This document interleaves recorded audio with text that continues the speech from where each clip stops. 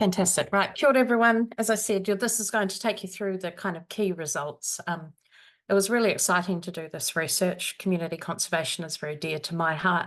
I've been involved in it since I was a teenager, and so long association with this sector that has grown considerably over my lifetime. So it was really, really wonderful to have the opportunity to jump back in and kind of see what's happening. Lots changed over the last few years, the global pandemic and various other things. And so hopefully this gives a fresh and authentic picture of what's happening, and the key shifts at the end are useful and practical and something that we can implement in the here and now. So the executive summary, going to take you through the elevator spiel for the research. And that gives you a bit of a landscape view and then more deep dive. So it'll feel a little bit like you're hearing things twice, but you're not really. This is a summary. So to start with, community conservation is key to protecting our biodiversity. Agencies can't do it alone, and it's been a long time probably since anybody suggested agencies can do it alone. But the funding and support for community conservation is in a bit of a crisis, and there does need to be action taken to address that if we're going to both maintain the gains that have already happened and ensure that more of them occur. So this research really looks at a fresh picture of what's happening across the sector, explores the current state of funding, and considers opportunities to improve it. From our survey of 311 community conservation initiatives, which includes landowners and Māori-led initiatives and catchment collectives, we've demonstrated that the sector is diverse, it's growing, and it's committed. And we'll talk about what that means a little bit later. We know that it's impacted by this funding and support crisis, and it's facing an uncertain future. And we don't improve things, as I said, we're going to struggle to protect the gains. Towards the end of the report, we drop into what do we do about it? It's not useful to just talk about the problems. You have to think about how we're going to solve this. What are the meaningful changes that we're going to make in order to improve things? And tried really hard here to stay in the really practical space, things that we can do kind of in the here and now. And so hopefully we've achieved that. The 4 key shifts are enhancing cooperation and alignment, making sure that our funding models, where they do exist, are efficient and they're tailored to sector needs. We want to help groups to demonstrate impact. Some are struggling to tell their story, and we're wanting to boost investment. That's public investment, but also alternative funding models. We do spend quite a bit of time towards the end of the presentation talking about how we can achieve these things, keeping in mind that this is going to look different in different places, different groups, different values at the table. So we can't be too one size fits all, but we can talk about the things that need to happen. So in the cooperation and alignment space, we need to leverage the power of collectives, and we need to make sure that we're having respectful and trusting conversations between all the players, groups within groups, groups to groups, groups to agencies. There's some clear opportunities to improve here. Those efficient funding models, getting there looks like streamlining and simplifying processes, and also thinking about novel ways to do the things that we already do. Instead of having big, long reports, maybe for some stuff, we can just have roundtable meetings. Those are the sorts of things that we dig into. And demonstrating impact. Conservation is a long game, and it tends to be quite complicated. And it can be hard to know whether what you're doing is creating the outcomes that you can see, and then knowing how to capture that and communicate that is something that groups are really challenged by. And the final key shift is around boosting investment. We really do need to increase core government support for this and consider the role of alternatives. Conservation is usually majority public funded. That's common around the world, but there are opportunities to augment that funding, and we'll talk about those. So what did the research look like? We wanted to understand the demographics of the sector. Why is this important? It's important because how you fund a group changes whether they're very small scale or they're very large scale, and depends a lot on the activities that they're doing, the kinds of capacity and capability that they have. So we wanted to start to draw out some of the diversity in the sector. We wanted to understand the current state of their funding and the opportunities to improve that. The survey was 311 completed surveys, and then we also had a program of formal and informal interviews I visited a bunch of groups, spoke to a lot of funders, and also did a literature review. So there's a reasonably good evidence base for this, and hopefully as a result, it captures the most important things. The key findings were that the groups are diverse, growing, and committed, and we're going to dig into that a little bit. What does that mean? Groups don't look the same. I noticed when I had meetings with stakeholders and often funders that they had a picture of the sector in their head. And sometimes they were backyard trappers. Sometimes that picture looked like a Saturday morning conservation group. And sometimes it looked like a big organisation like Zealandia. They're kind of all wrong and all right. The important thing that we need to remember is the community conservation sector looks very different. And why that matters is that as a funder, that changes how you engage with them. So we ask groups questions like, what's your legal status? Are you an incorporated society or a charitable trust, or are you something else? And there was a really big group, a third, that don't have a legal status. Now that's important because a lot of funding requires you to have one. So we need to think about how we're going to support groups that aren't legal entities. And we do that currently through hubs and collectives sometimes, but a lot of traditional funding sources aren't open to that. We need to think about what those implications are. We also noted that the community conservation work that's been done is increasingly complex. So most groups that we surveyed, pest animal control is a big focus, partly a result of being initially distributed through PFNZ's network, of course, but also it's a kind of core conservation activity in New Zealand. But the important thing about that is that it requires ongoing and sustained funding to be effective. Conservation is generally a long game and no more so than in pest control. And the other thing we noted from the survey is that most groups are active across multiple tenure types. They're actually doing quite complicated projects. So less than a quarter of groups answered with a single named reserve when we asked them where they operate. Most said that we operate across a range of places, a whole suburb or at a landscape scale. That's important to remember for planning and funding purposes. It's starting to look very complex, very multi-party too. We asked groups about their age. Now, to be clear, that's not the age of the members, but the age of the group itself. How long has it been around? So the group's age reflects kind of the maturity and the commitment behind the group. They've been around the landscape for decades, then that's different to having just sort of arisen in the last year or two. And our group, our report from 2018 noted 82% of groups were less than 5 years old. This survey looked a bit different. More than a quarter have been active for more than 16 years. The other thing we ask groups about is their connectedness on the landscape and whether they were a member of a local hub or collective. For 37% they were, but most of the remainder are not part of a collective. And whilst that's a crude proxy for collaboration, it does suggest that there are opportunities to join up our work a little bit more effectively and try and get some economies of scale happening. Speaking of scale, we asked groups about the scale that their group had changed in the last 5 years, and we showed that a lot of groups have changed quite considerably in scale. So more than 2/3 have changed either some or a lot. Now, that's a little bit less crazy than the funding trend. So it suggests a lot of groups are trying to do more with less, doing more complex stuff with the same amount of resources. On the left-hand side, we asked groups about how many regular volunteers do you have in a month? Who are you actually relying on to do the work? In most cases, regardless of the legal status, groups of between 6 and 20 volunteers. So still relatively small handful of people relied on to deliver most of the gains across most of the motu. There's a couple of quotes there. You'll see, for those of you that have read the report, you'll see that it's peppered with quotes, lots of quotes, because they are just such a wonderful way to kind of tell the story really authentically. There's no point in paraphrasing experiences like this. It's really useful. These two quotes side by side really talk about two projects with quite different scale and resources.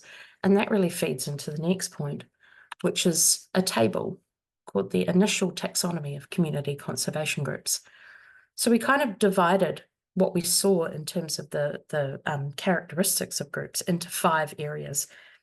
Those groups that act as hubs and collectives. Now, these guys tend to do pretty specific people-focused stuff. They're about coordination, capability building. those sorts of things, distribution of funds and support.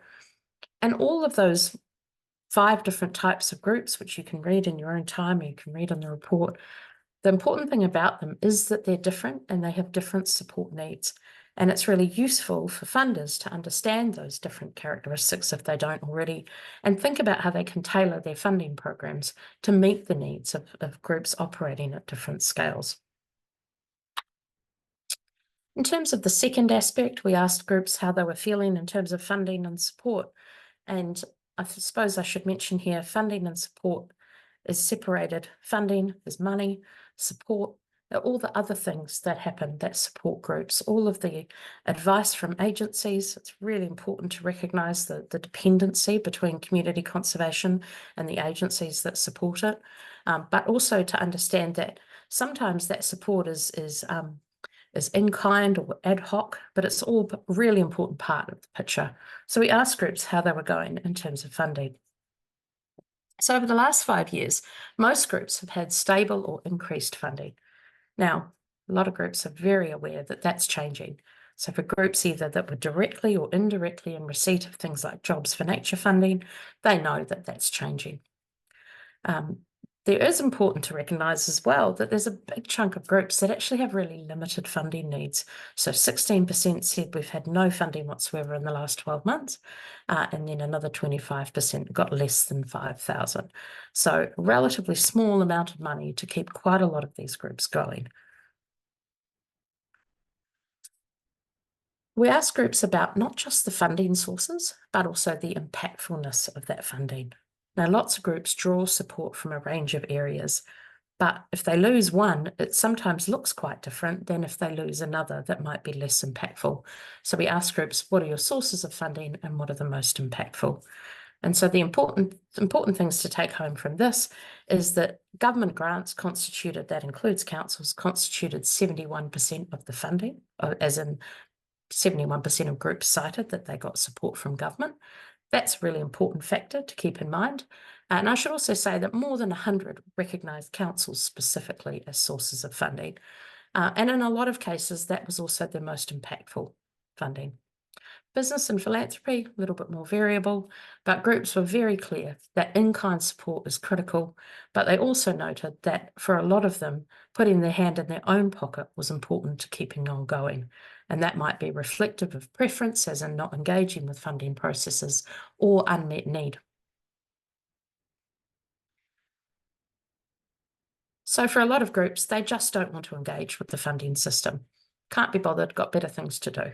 And this is a quote that is an example of that, where someone would just rather pay for something themselves. Now, if you imagine that operating in a community where people don't necessarily have a lot of funds available, then that means there's disproportionate support out there. So we do need to think about the wider impacts of these sorts of situations. We asked groups what funding was mostly used for. Of course, materials, things like plants and so forth, loomed quite large. But for the organisations that had staff was kind of the most important thing for them. So 41% of groups overall used their money for staff. But of course, only a subset of groups have staff. So that in effect means staff are a pretty key issue. Groups noted that capital costs and equipment are really easy to fund comparatively to staff and overheads, operational costs. And the value of staff as connectors and amplifiers and enablers didn't appear to be very well understood. And so this really is exemplified in this quote.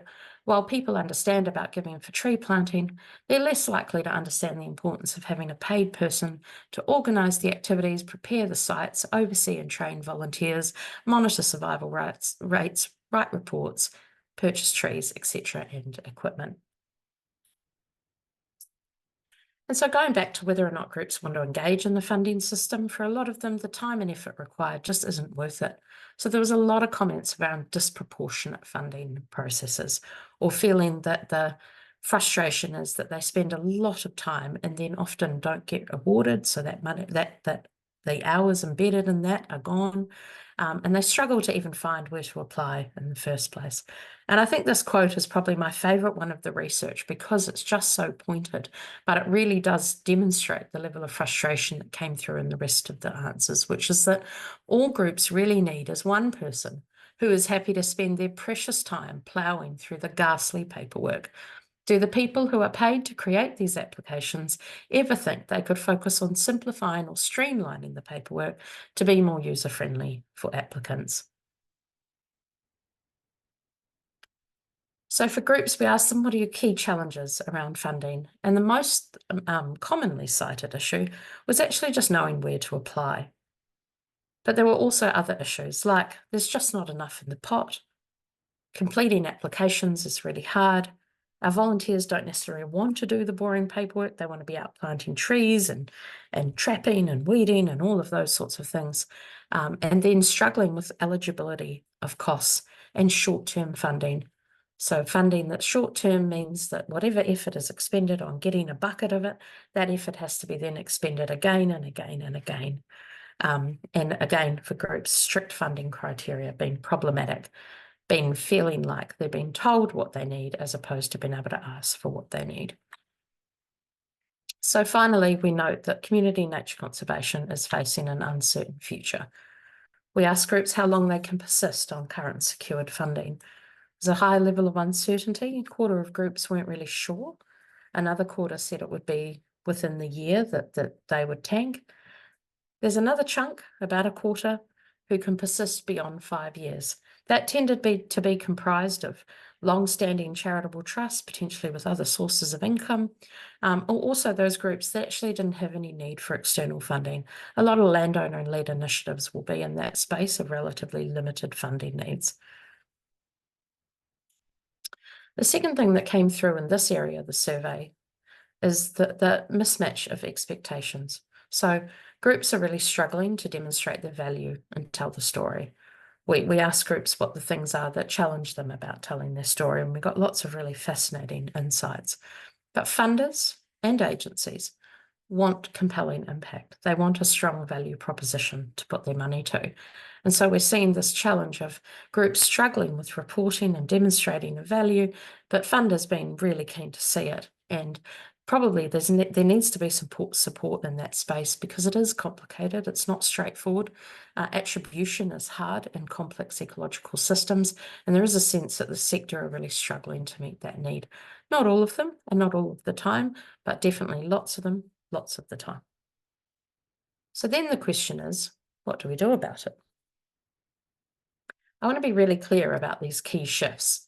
They are not new ideas. Lots of them have been talked about, certainly my entire career, and probably long before that. What's important about these is that we do them more in more places and more often. They are not new ideas, but it is important that we focus our attention on the changes that really matter. So the first one is enhanced cooperation and alignment. We're all humans, we're social creatures, relationships mean a lot. There was quite a lot of dissent and concern in the survey about lots of things, about the way groups interact with each other, about the way relationships are forged even within groups, about the way groups interact with agencies, and in fact, how agencies interact with groups. There's a lot of concern around the experiences that people in community conservation have had in dealing with the Department of Conservation and councils specifically, and feeling like maybe their efforts are not as well recognised as they should be. Maybe they're not met as partners, maybe they're not recognised as equals. So there's definitely some stuff there that needs working through. Every story has three sides, but certainly it came through far more commonly than you would hope, that there were some really strained relationships at that level. There's a lot to be gained from cooperation and alignment, besides of the obvious of making people feel valued, is that funding can be a lot easier to attract when success, or at least prospects of success, can be demonstrated collectively. Small groups can also shed administrative burden when they join up with hubs and collectives. They suddenly don't need a bank account. They don't need another policy for this or that. They can really leverage the strength of the hub and carry on with the core mahi that makes them want to be there on the day in the bush or at sea or wherever it is they're working. But achieving this cooperation is really important. We need to recognise that people do this.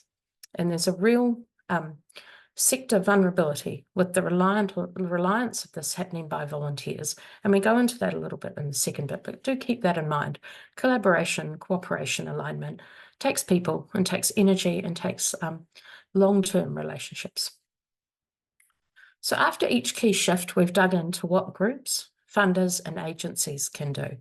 These are not exhaustive, they will be different from place to place, but they give people a concrete action that they can take in respect of this particular key shift. So for groups, obviously, to improve cooperation and alignment, at the very least, you could join your local club, local hub or collective if you haven't already. Lots of groups are already part of that, but of course, there's always opportunities to align better. For funders, really important to think about how existing connections and structures across the landscape can be leveraged. If you're really keen to fund plants, then think about how you can use the local hub or collective to essentially support you to do that in a really efficient way. I'm sure they'd be happy to help.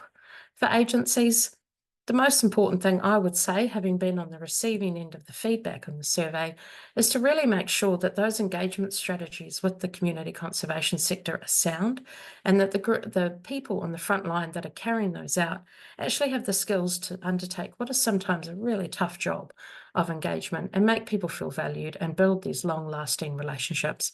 It can be quite hard. Turnover can be very high, particularly in central government, but it is important that we put some energy into improving that interface. There's a good deal of negative stories out there that probably would rather not have. The second key shift is improving funding models themselves. There's two key parts to this: making sure that they're efficient, so the resources that we do have get deployed as efficiently and effectively as possible, but also that they reflect the needs of the sector. So conservation is a long game. A flash in the pan conservation initiative is unlikely to ever be successful by anybody's determination. It is inherently a long game. So we found when we looked at some funding processes, and of course got an awful lot of comments through the survey, that a lot of the processes are really quite bureaucratic. They're quite slow, they require a lot of repetitive information, and groups are really struggling with that. On the other side, in respect to funders, they say our processes are so oversubscribed, if we were to make them quicker and easier, we'd be even more drowned in people. And you can kind of see the perspective of both sides. So one way of thinking about this is thinking about a funding process as an energy sink in a system. And if you have 100 applicants and you fund 10, then all of the hours of the remaining 90 has gone. And so thinking about the way that a funding process operates in a system as an energy sink is probably a useful way to make funders understand the importance of making their processes efficient and effective. The other aspect of this is making sure that the funding is tailored to sector needs. So the most consistent feedback we got from groups is we want to be able to say what we need. What we need are people and operational costs. Lots of funders will fund plants, but they don't recognise the value of people. And that's a bit of a paradigm shift possibly required in parts of the sector. There's only really a handful of funders that will readily fund people. And so if we have this expectation of planning and complexity and collaboration, we need to understand that people fuel those relationships and people maintain them. And that might need a bit of a rethink of the paradigm of funding community conservation. So, down to the key shifts, what groups can do. The most important thing groups can do in terms of funding is have a clear idea of what they're doing. But the thing that funders that I interviewed said most commonly was an issue for them is groups not recognising the funding eligibility criteria. So a really easy way to avoid wasted effort in the sector is to make sure that the project is eligible for the funding that you're applying for. Lots of ineligible funding applications every year, and so it's not easy on anybody. So make sure that that criteria is, from the funder side, really clear and easy to understand, and from the group side, make sure that you read it and you make sure that what it is and what it says is something that you consider and whether or not you're going to put a time into that application. Funders can obviously make it easy for applicants to apply for their funds in a way that also manages risk to the appropriate degree. But there's other ways that you can run funding processes, and there's lots of models out there. A good option for large-scale funding is to run a sort of light touch expression of interest process as a course first filter, and then a subset of groups be invited to submit a more comprehensive proposal. That's one way of reducing that energy sink across the system problem. For agencies, they've got the option of modelling really good funding programs because they have the expertise in-house to do that. They know about what conservation needs, so they can be exemplars. But they can also find innovative ways to support groups in their work. Lots of ways you can do it in terms of finding ways to help remove barriers for groups to do their work or reduce their need for external funding requirements in other ways. That's going to look different place to place. The third key shift is helping to demonstrate impact. Now, there is a degree of scepticism about the effectiveness of community conservation, and probably conservation more broadly, to be fair, but particularly community conservation. A lot of experts and funders and other stakeholders had a degree of scepticism about whether the activities that the groups are doing are necessarily, at least in all places, achieving ecological gains and other gains that were of value. That view can be pretty pervasive in some parts of New Zealand. It's really important to understand that that's probably only going to be overcome with evidence. Also, funders are going to want to know that their funding is having impact. So either way, we have to deal with the fact that we are not doing a very good job of demonstrating the impact and then the value of community conservation. It's important to recognise that this takes expertise. Again, conservation is complex, ecology is complex, and attributing the activities of a group to an ecological outcome can be really challenging. There's more support required here. So in terms of the actions, groups need to approach this in a way that hopefully starts with a baseline of the state that they find their work or their activity, the place where they're doing their activities in. Start with a baseline, gives you something to measure change across time. And seek advice early from local council, the Department of Conservation, local experts. Seek advice on how you're going to monitor the effectiveness of what you're doing. That's something that a lot of groups leave until later, but it's really important if you can to do it up front. Funders, key thing, fund monitoring costs. If you want to know the effectiveness of the particular interventions and you expect the group to monitor in their own time and report separately, that's not very fair. Consider integrating monitoring costs as part of fund applications. Lots do, but plenty don't. It's out of scope of the funding criteria. If you want groups to measure gains, it's really important that they're resourced and supported to do it. For agencies, I've got a really important stewardship role here. I've been able to help both funders and groups understand what the most important metrics are and the best and most defensible ways of measuring value. So there's some real need for scientific and technical expertise to be brought to bear on that. And hopefully we could get to a place where there's a collectively agreed set of metrics that groups can report against and funders can understand and can take on board and enshrine into their systems. The final area of key shifts is boosting investment. Investment in community conservation is commonly public with additional private and philanthropic investment. It's probably how it's going to stay for at least the foreseeable future. And so we need to be really clear about where the money's coming from. We need to make sure that the amount that's in the pot is adequate for the purpose, or at least funds a reasonable number of groups that are already locking in gains across the landscape. So there's a need to boost investment from public sources, but also to consider alternative mechanisms. We know that the funding for this work is outstripped by demand, and the pie is simply not big enough. So for groups, they're going to be looking at alternative income sources, some well down the road to doing that. Lots of options like brokering partnerships with local organisations, often tourism ventures and so forth are pretty active in that space, selling materials like traps and guided walks, running events, and of course self-funding by volunteers. There are other options. What we did notice, though, is there's not a huge amount of independent advice out there that will help transition groups to alternative forms of funding. lots of groups are looking at these, but not necessarily doing so with having enough capability on their side or a sense of what it actually involves to do this. And that can have adverse consequences long term. So some of the financing options that groups have or will consider in the future are contracts for services. So that's when community groups contract to agencies in the private sector to deliver services like parks maintenance is probably one of the simplest examples. The role of endowment funds and bequests is increasingly important. Conservation is a long game. Endowment funds are the opportunity to fund beyond the usual 1 or 2 or at best 3-year horizons that we're talking about. Other types of funding are a little bit spikier. They're a little bit more challenging. Resource management mitigation funding comes up a lot for groups. And of course, what is the role of carbon credits? Can a group actually have the eligibility for that scheme? What does the income look like? What are the verification requirements for that? And what's the long-term interaction? The regulatory system.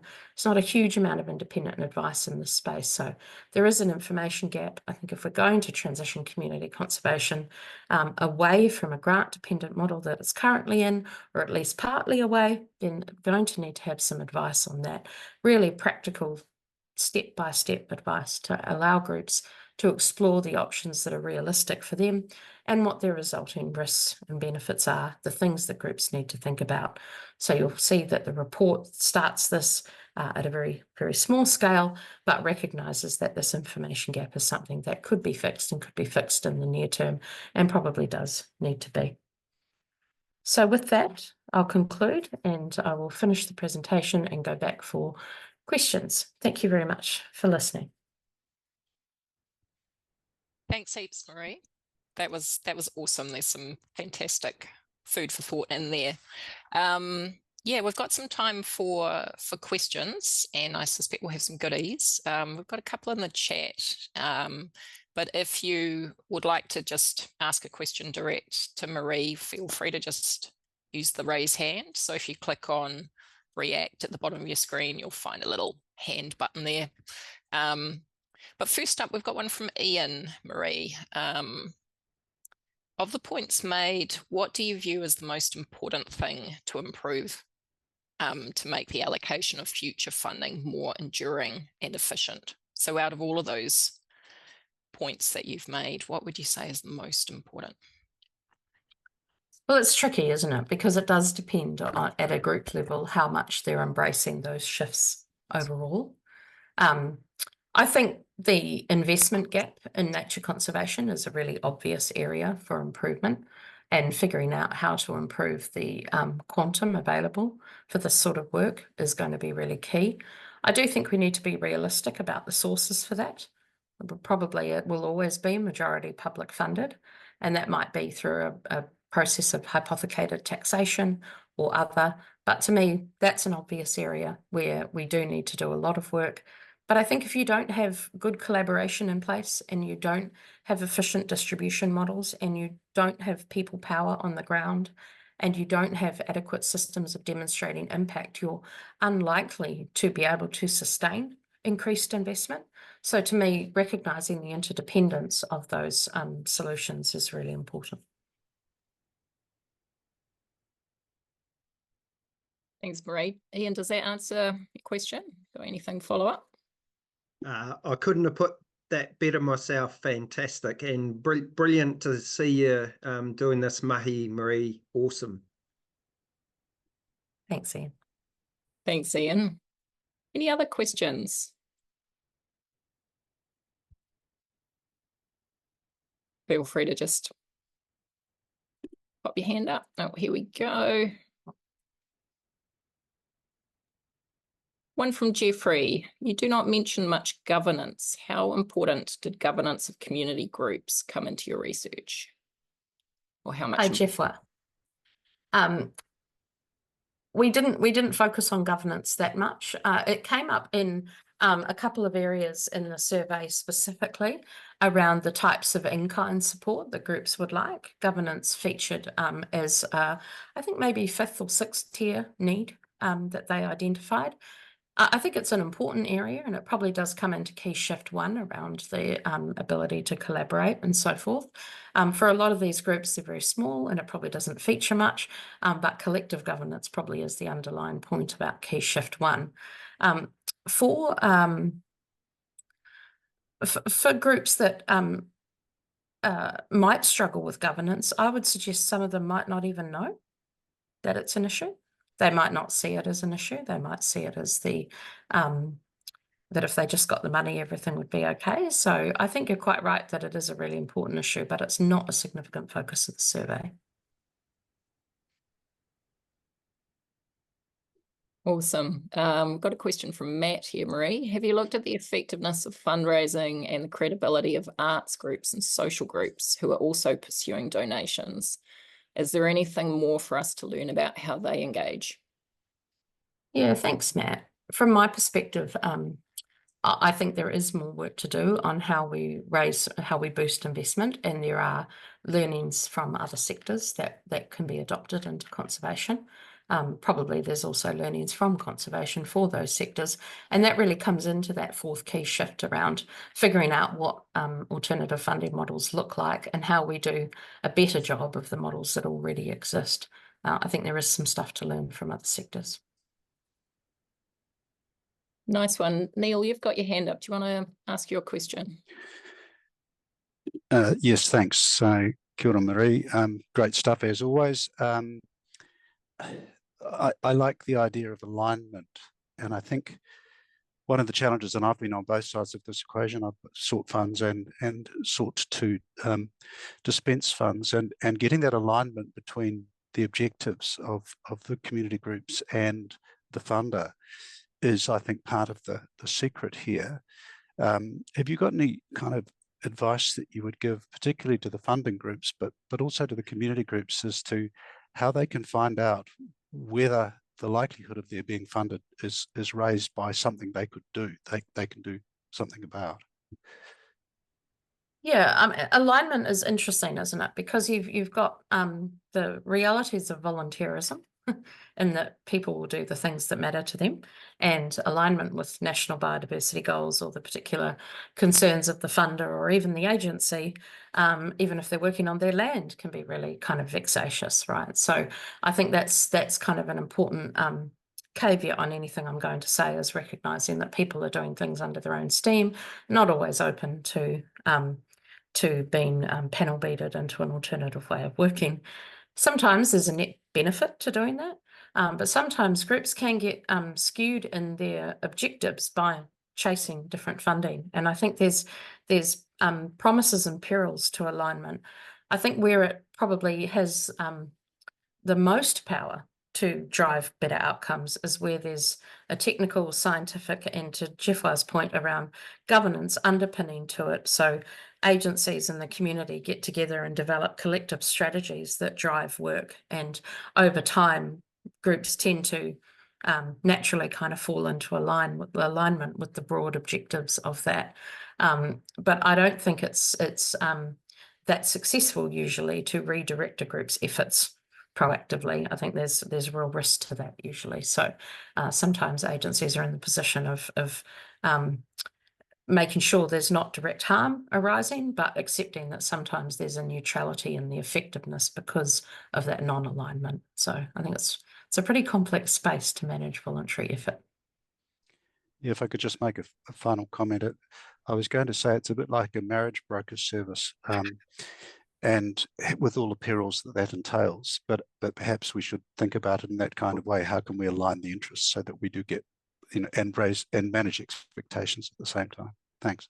Yeah, no, I think that's a really valuable point, and certainly organisations that have shifted, funding organisations that have shifted their funding to technically determined conservation priorities as a way of doing that, where they do get alignment by groups having to align with those objectives in order to be supported. But I think it can be very complex at place. Thanks, Marie. A couple of related questions. First one from Sarah. What are your thoughts on hub groups seeking funding on behalf of smaller organisations? And the second one, is there a centralized way for smaller, newer groups to reach out to longer standing groups for assistance and learnings, especially around governance? I think hubs and collectives are often quite active in this space already, so I wouldn't want to suggest that that doesn't already happen. And certainly hubs have in the past. I'm aware of examples of where they've sought funding on behalf of sometimes 10, 20, 30 groups. So it does happen. It's really powerful. Anything you can do to take the noise out of the system would be really useful. In terms of the groups access to hubs, I think that looks different around the country. And I think hubs have either been imposed or they've been driven from the grassroots, and they look quite different depending on their origin, and they operate quite differently. Some of that will be governed by capability and funding, and some of it will be governed by you know, what that particular region or district needs. They're all different. So to my mind, I think if a group is struggling with any particular aspect of their work and they do have a local hub or collective, I would think they should see that as their first point of call to address issues like governance, legalities, finance. There might be something that that larger hub or collective can do to help. Awesome. Jenny, you've got your hand up. Would you like to ask your question? Oh, it's not Jenny. Sorry, you're on mute. Sorry, I've had a rough day. Sorry, it's Jenny. I'm here. Hi, it's Steve from Aotearoa. It's just a quick one, Maria. Thank you for that research. I love the way that you've broken it down into those four points. One of the ones that really I think is imperative is helping to demonstrate impact. And you touched on role of agency. So 2 questions coming up. Role of agency and the need for consistency, which is key. I think it gives you a lot more credibility, but also stops everybody from duplicating efforts. So the question, I guess, is who is the agency and who would you consider to need to pull this together within the whole predator-free movement? Whether it's bird monitoring methodologies, any native species monitoring, so everything's consistent and everybody does it the same way. Yeah, good question, Steve. Thank you for that. Monitoring impact is tricky, isn't it? Because a particular approach might seem quite basic for some groups with a high degree of capability, but for other groups it'd be a real stretch goal to be able to meet those requirements. So I do think it differs as to place. But in terms of what they're measuring, I think if agencies and funders and also other stakeholders like our Crown Research Institutes have a stake in developing those metrics, I think the most important thing about them is that they have broad buy-in. Everyone's on board with them and they're not being reinvented all the time. I think that's probably the most important thing, is to make sure that there's a good degree of kind of general acceptance about those metrics before they're enshrined in funding processes. Otherwise, it just gets incredibly confusing for groups who are operating in this dynamic environment, doing this really technical thing on the back of often voluntary labour, having to kind of chop and change those data sets over time. So the main thing I would say is, in terms of who does it, that's a conversation for the agencies really, and hopefully they're working together constructively on this. But secondly, whether funders take them up. But the third thing is make sure that there's buy-in and make sure that it's really clear that everybody's on board with those metrics. And that's not a quick fix. But at the moment, we've got an awful lot of views on what metrics are, and we've got a lot of funding programs that are reliant on trap catch as a measure of success. So there's definitely ample room for improvement. But to my mind, I wouldn't want to see that done without good buy-in on those metrics. Sure, but who are we referring to when we talk about agencies? Oh, sorry. So the agencies are obviously core to conservation would be Department of Conservation and the regional and city or district council relevant to, and of course unitary councils relevant to the space that we're talking about. Okay, Thanks, Marie. Thanks. Marie, we've got one around your key shift for from Chrissy. How do you think groups are best to determine the alternative funding sources they should explore, noting that it might be different for different groups and in different areas?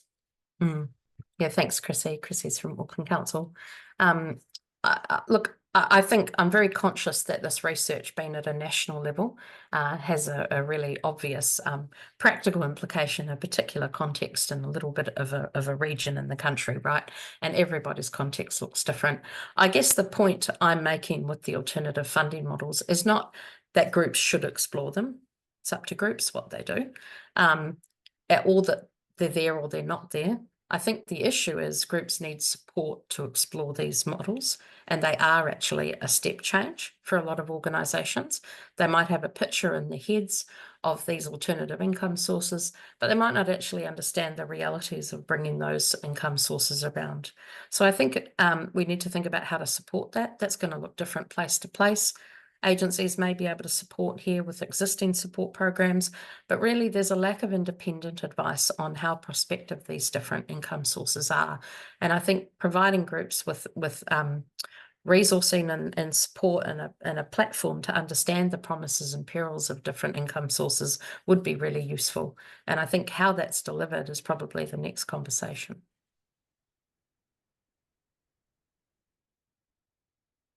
Awesome. From Fiona, this might be a little bit of a tricky one to answer, Marie. How many groups have dedicated fundraising staff? And is there much interest in getting or sharing this type of role across the region?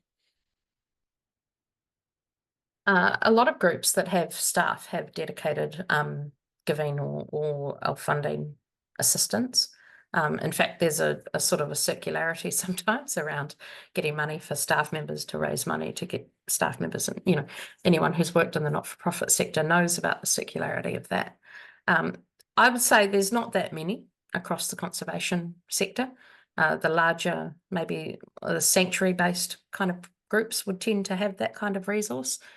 Forest and bird, those sorts of places, but at a local level, they're relatively rare. And if they are, they've normally got multiple hats where funding might be part of what their role is. And so I think when you look at the responses to the survey around groups struggling with where do I apply, what funds suit me, there's obviously some support needed for the intermediaries. So you might be onto something there around having a shared role, a sort of a conduit that can help connect groups with funding opportunities. I know that exists in sports sometimes. There are groups that will, there are organisations that will act as intermediaries between sports clubs and potential funders. Maybe some model like that might be quite useful to explore. Again, it looks different across the country, but that would be something that would really help groups to avoid having to relearn everything de novo. Awesome. Thanks, Marie. That's all the questions we have in chat. Did anyone else have a final question or two for Marie before we finish up?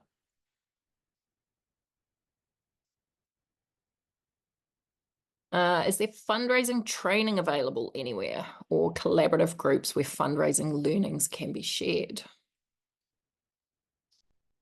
I think you'll find a number of organisations do offer webinars and seminars on that. A lot of the issues that are raised in this survey, and the environment sector is only part of where they play out. They play out right across the not-for-profit sector. So you do certainly find opportunities like that, but others may be aware of those, but they certainly, councils can sometimes run them as well. So it's worthwhile getting training if the group has capability or capacity to do that. But as to where it's offered, it can be variable. Awesome. Okay, well, I think that might be us. Thank you so much, Marie, and thank you everyone for coming along today. So we have recorded the session. There is another session on Tuesday at 7 o'clock. Marie will cover the same material as today, but feel free to forward that to anyone who might be interested. And the report that Marie has shared and all of her research is also up on Predator Free New Zealand's website, so feel free to check it out there. And yeah, we look forward to seeing what an impact we can make with this. So thank you very much, Marie, for all your hard work.